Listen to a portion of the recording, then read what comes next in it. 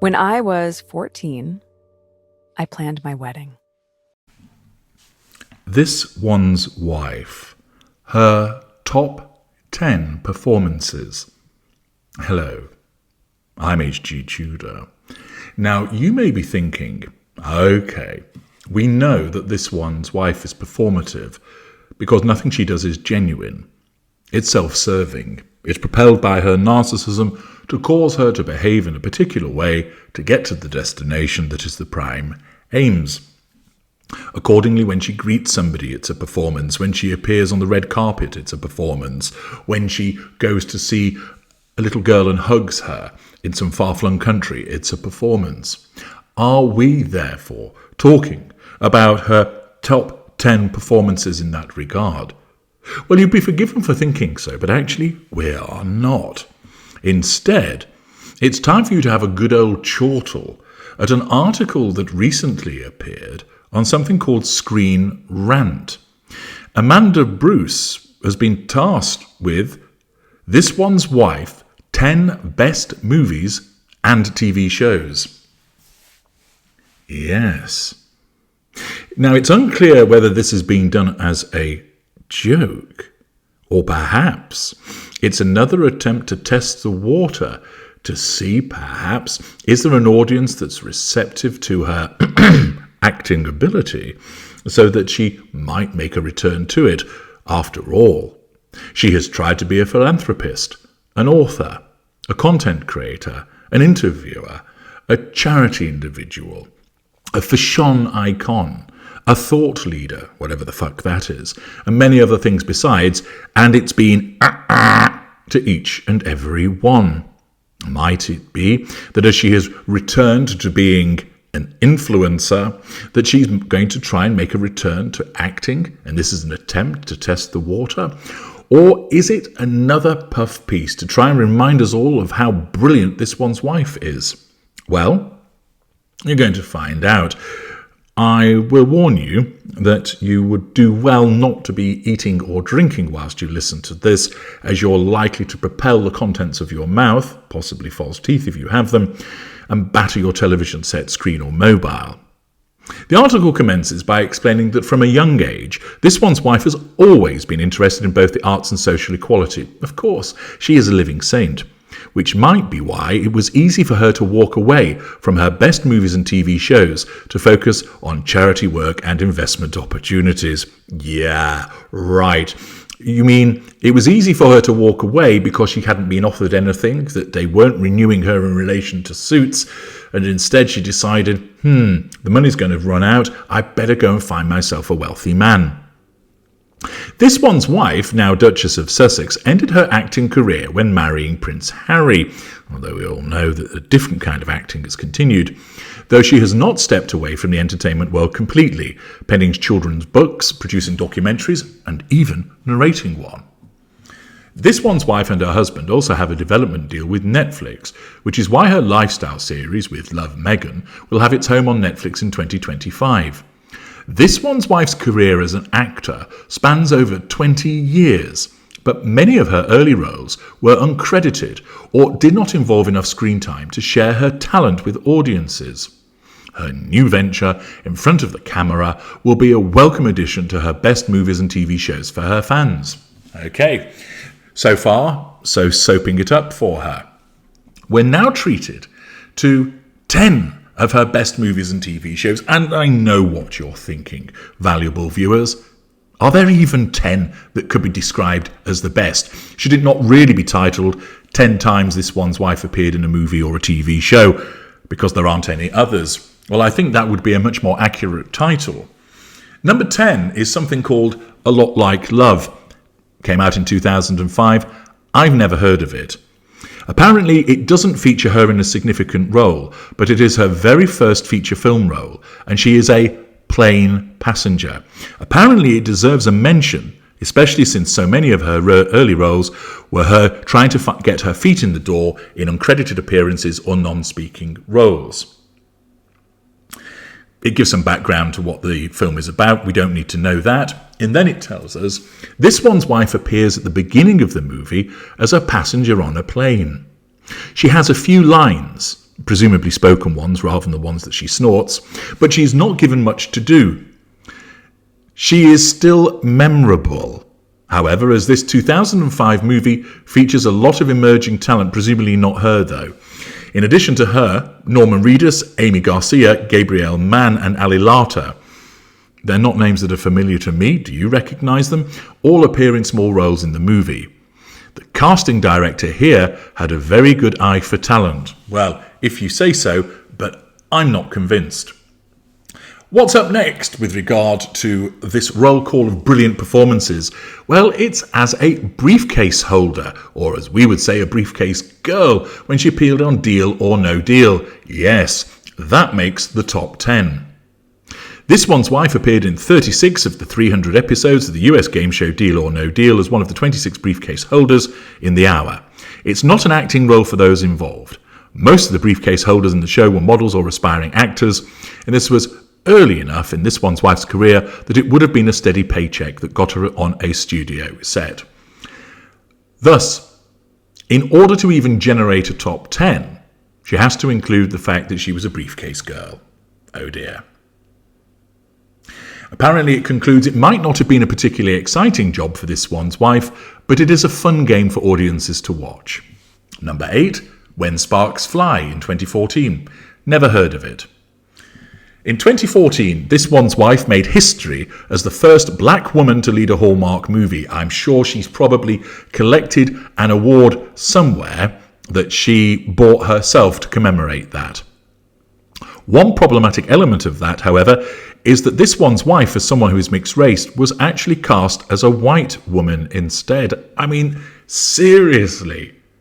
So you make history as the first black woman to lead a Hallmark movie, but you're actually cast as a white woman. Might that be because you've always identified as being white? Despite the strange casting element to the movie, When Sparks Fly is a fairly straightforward Hallmark romance for 2014. This One's Wife stars as a journalist working in Chicago who is well aware that newspapers appear to be on their way out. As part of an Independence Day feature, she suggests going behind the scenes of how a firework display is made. Fascinating. Having the human interest piece assigned to her means she heads back to the small town she is from, where her parents own a company that sells fireworks, and her best friend is about to marry her ex-boyfriend. The movie might be full of Hallmark cliches. Well, then it would be aptly suiting her, wouldn't it? Like This One's Wife character clearly being mismatched with her current boyfriend, but This One's Wife turns out a solid performance in it. It's actually one of her best performances, but only ranks so low because the script is lacking compared to more modern Hallmark Channel standards. You know, this reads, and I know that this has been suggested by other people that have commented upon this, it does read very much like these are actually This One's Wife's words. You could imagine that she's handed her journals from the last few years to this particular writer who has gone through and lifted what she says. And you could imagine that This One's Wife has got home and written, I turned out a solid performance in it. It's one of my best performances.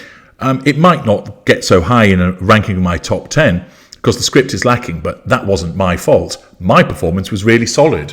And then the journalist or writer has incorporated that.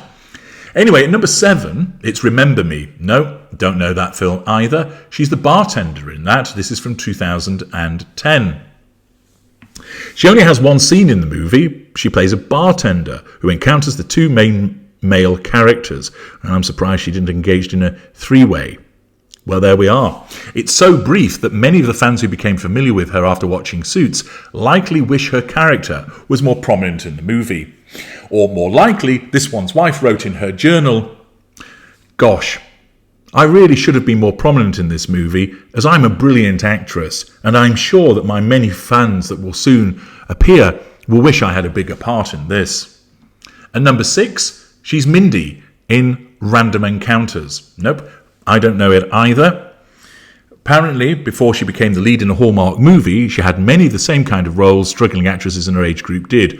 What, hanging out on yachts? Oh no, more specifically, she often played the best friend instead of the lead. That's the case here as well.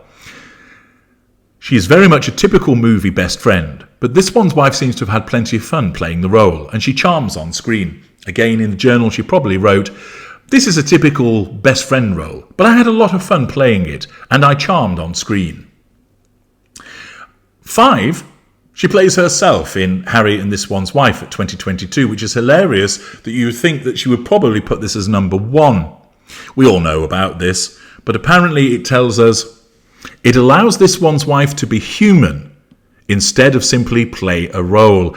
I think that most people who had the misfortune to watch this realised she was actually just playing a role again, that her humanity disappeared a long, long time ago to be replaced by her narcissism. Number 4 is something called Fringe. Came out in 2009. No, I don't know it either. And she was a junior FBI agent, Amy Jessup. Apparently, This One's Wife appeared in just 2 episodes of season 2 of the series. Her final appearance sees her comparing Fringe cases to biblical events, which seemingly indicates the show might have been toying with a larger plan for her character, but it never came to pass. Or more likely, she wrote in her journal, "I think that the writers of this show have got ideas for me to have a larger part in it. Unfortunately," an entry a few weeks later, "this doesn't appear to have come to pass, but it wasn't my fault because I was brilliant in this show." At number 3, it's the Data's Handbook from 2016. Again, I've never heard of this before. She plays someone called Cassandra Brand. Apparently, it's the last movie that she made before marrying Prince Harry, and it's the better of her 2 Hallmark Channel movies. One could well imagine that the bar was not particularly high in that regard. Apparently, what makes the movie work, despite the predictable story, is the chemistry between the actors. This One's Wife does most of her work alongside Christopher Palaha, who audiences will know, well, this audience doesn't, from a slew of other TV projects, including other Hallmark movies. That's probably why I've never heard of him, because I've never watched one. At number 2, it's Disney Nature, Elephant. She's the narrator. So she doesn't even act in this one. And it's there, perhaps that's why it's so high up, because there's no acting involved, and she's a narrator. Apparently it states, even before she was brought into the philanthropic work of the British royal family, the actor was a supporter of women's rights and natural conservation. Yeah. There is a warmth to her narration that someone else might not have had. Really. So you're telling me that of the 8 billion people on the planet, you wouldn't be able to find anybody else that would exhibit warmth in the way that This One's Wife had, even though we all know that she has all the warmth of a snowball in Antarctica. Now, what will be number 1, I wonder? So far, I've been waiting for her blowjob in Beverly Hills 90210 to make an appearance, but it would appear that somehow has been forgotten. That probably was one of her more authentic appearances, as she got her lips around somebody's rod. Unsurprisingly, number 1 in this list is Suits, as Rachel Zane. Yada Yada, highest profile project that she had during her acting career. Her decision to leave acting even came during the show's run. I don't think that's strictly correct. It explains that she stars in Suits, although she didn't really, because she wasn't in it that much, for the first 7 seasons of the show as a paralegal at the law firm. She is smart, capable, and eventually becomes a lawyer herself by the end of the series. This One's Wife's Rachel is also paired up with Mike, the man who spends most of the series hiding his lack of a law degree. Though This One's Wife's acting career consists mostly of smaller and uncredited roles, Suits demonstrates that she is a great talent and likely would have continued to see her star rise had she chosen to remain in the industry. Suits is This One's Wife's best TV show.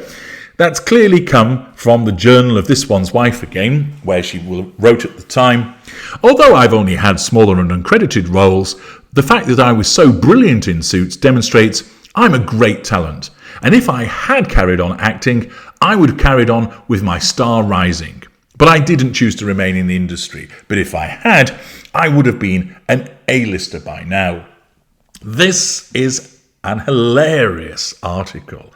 Not only is it ridiculous, since she doesn't have 10 noteworthy appearances, basically what you've got is Briefcase Girl, Hallmark movies that nobody's heard of, appearance in her own documentary, a narration, and Suits. Suits probably being, alongside Harry and This One's Wife, the only one that you've actually heard of. And the commentary that's provided wouldn't surprise me If either this one's wife has written it herself, or that she wrote those words at the time and she's basically provided them to whoever this person is in order to make it seem like she is this wonderful and brilliant actress. There's only 2 comments to the article. The first is from somebody called M. Is this a joke? Did this one's wife write this herself? And then, sure, what about this one's wife's role in Beverly Hills 90210? Her up and down action in the front seat of a car was very explosive. Well, clearly somebody's mind gone the same route that mine did. This is pathetic. Not only is it pathetic in the sense that she isn't a particularly good actress, she hasn't had 10 brilliant roles, but the way that it's described sounds like it's been written by this one's wife or someone who's not a particularly good writer, which of course could well be the same thing.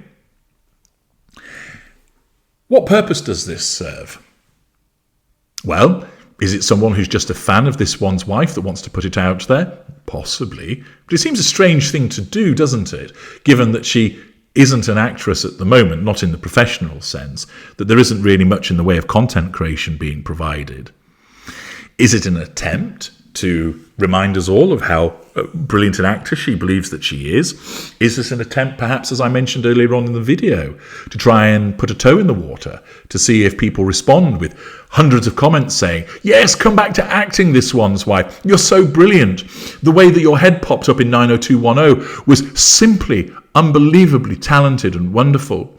Oh, the way that you could open a briefcase and then stare open-mouthed as you enhanced your titties with a breast job was quite simply stunning and worthy of awards. Yes, you were the first black woman in a Hallmark movie, but there's so much more that you can give. You could imagine that the deluded mind of this one's wife would well envisage that people would write in such terms. But it seems to me that outside of being a PR puff piece, is this clearly an attempt to try and see if people would be interested in her going back to acting? And is she considering doing that? Because basically the other options have dried up? What do you think? Aside from the hilarity that this preposterous article generates with regard to a mediocre actress, what do you think its ultimate purpose is? Let me know your thoughts in the comments section. I'm H.G. Tudor. Thank you for listening.